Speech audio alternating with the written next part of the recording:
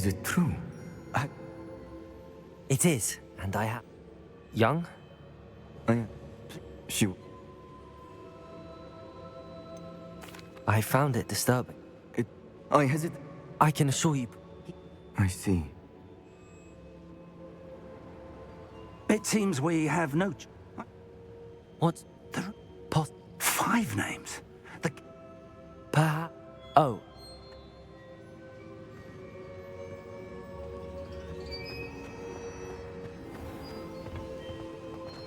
Revelio.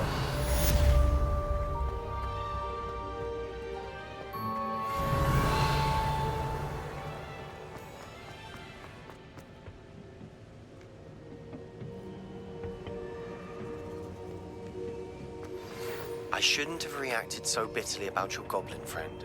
I apologize. I hope we can finish what we started with the triptych. Please meet me at the coast. We can search for the final canvas piece.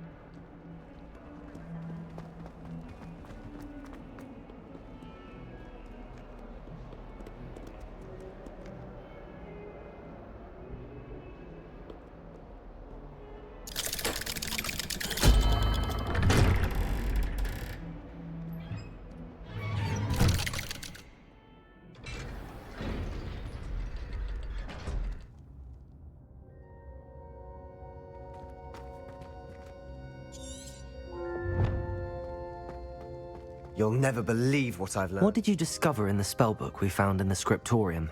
Salazar Slytherin's spellbook was a little difficult to interpret, but fascinating.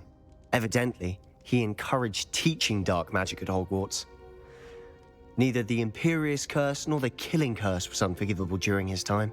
He believed students should be prepared to use dark magic when necessary, not to fear it. That's why we had to use Crucio to gain access to the scriptorium.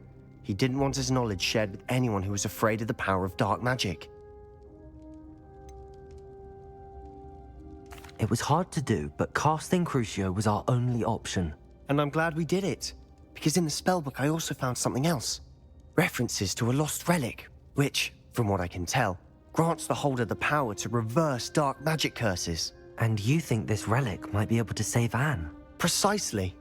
I plan to search for this relic, but I don't think we should tell anyone. Especially Ominous. He wouldn't understand. I see no reason to involve Ominous. I'm glad you agree. When I know more, I shall send an owl. And don't feel sorry for Ominous. Keeping this to ourselves for now is for his own good. Revelio. I'll decide what's for my own good. Ominous, we were just about to get some air. Care to join? You're a liar, Sebastian. I heard everything. You swore you'd never engage in anything to do with dark magic again. No, I didn't. I said I understood you wanting that. I'd never swear to give up on finding a cure for Anne. You don't know when to stop, do you? I know when not to stop. Leave this alone, Ominous. I'll be on my way.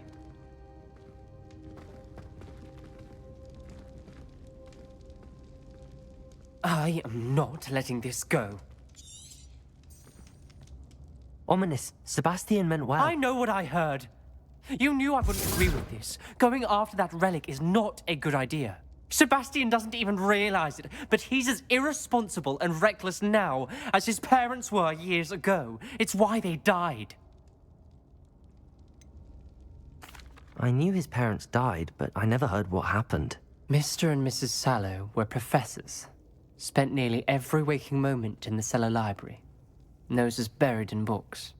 Anne and Sebastian were upstairs when it happened. They heard a sudden crash and ran downstairs, but it was too late. Their parents had crumpled to the floor. A defect with the lamp in the cellar caused the room to fill with an undetectable toxin. Sebastian and Anne were helpless. They had no magic yet. What a horrible story. It is. That's why I can't understand Sebastian's recklessness. I've practically lost Anne. I cannot lose Sebastian too. Please avoid anything to do with that spellbook. Those references in the book seem promising.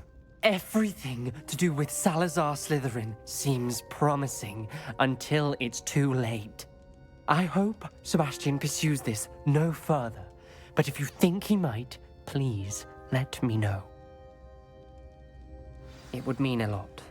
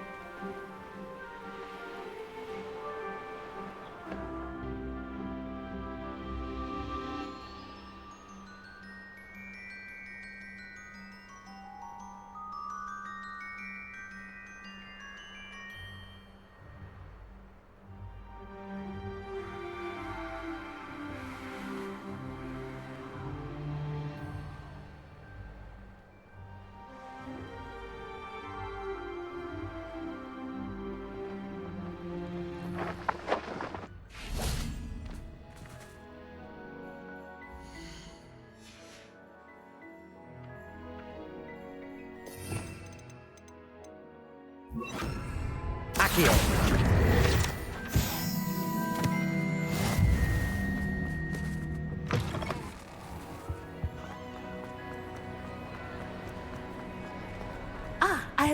to speak with I you. still can't believe we escaped the Ashwinders. You may not realize it, but you are the talk of the school since you saved me that day. I wonder how everyone knows about it.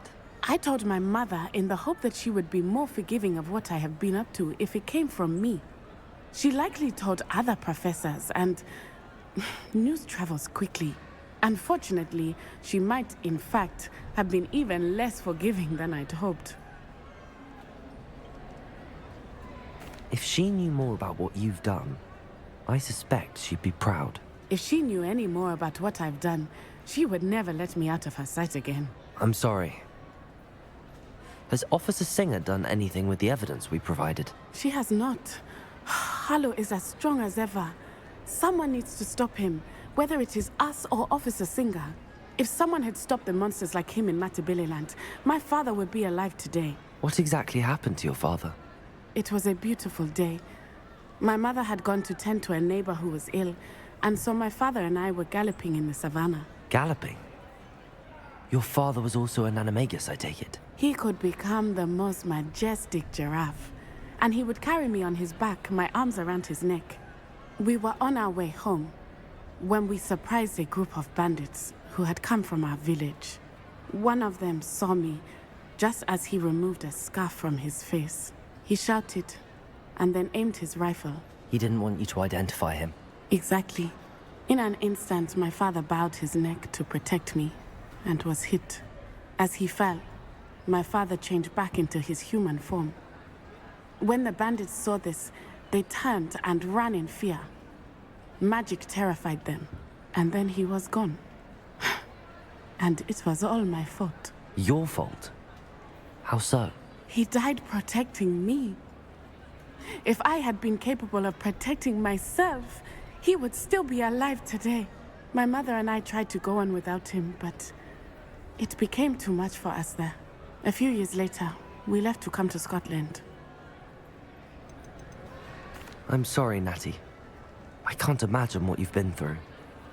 Your father sounds exceptional. He was truly extraordinary. And thank you for your kind words. We all have our burdens.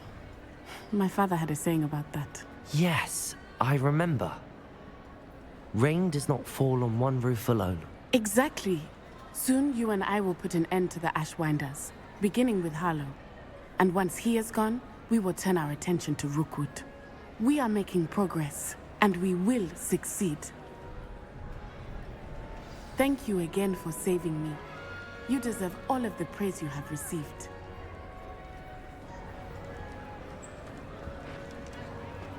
Revelio.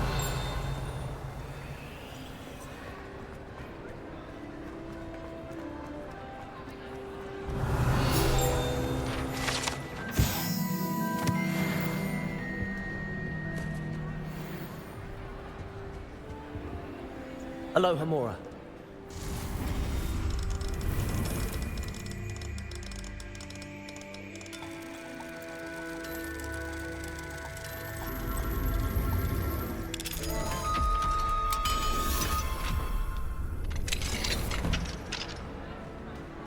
What do we have here? Revelio.